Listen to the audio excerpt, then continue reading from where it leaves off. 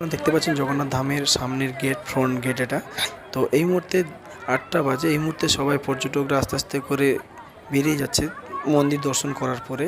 এবং দীঘা হাউসফুল। যারা দীঘায় আসছেন এখন ৩,০০০ ৪,০০০ টাকা রুম রেট চাইছে, মানে একটা নাইটের জন্য। তো যারা আসছেন দেখে শুনে আসবেন। এবং রাস্তা প্রচণ্ডভাবে ভিড় এবং মন্দিরের গেটের সামনে আস্তে আস্তে পর্যটকরা তো তাদের গন্তব্যস্থানে চলে যাচ্ছে।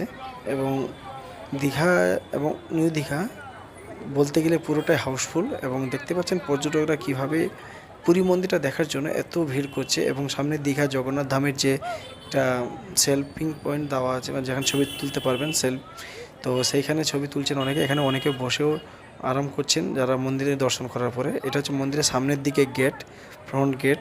এবং দেখতে পাচ্ছেন কী হারে পর্যটকরা বেরোচ্ছে এবং রাস্তা প্রচণ্ডভাবে জাম। তো এটা মন্দিরের সামনের দিকে ফ্রন্ট গেট, এটা মাথায় রাখবেন। এটা আরেকটা ৬ নম্বর গেট উল্টো দিকে আছে। তো যারা আসছেন মন্দিরে অতি অবশ্যই আসবেন, কিন্তু দেখে শুনে। এই মুহূর্তে দীঘা এলেই মোটামুটি একটা পকেট ফাঁকা হওয়ার সম্ভাবনা আপনাদের আছে।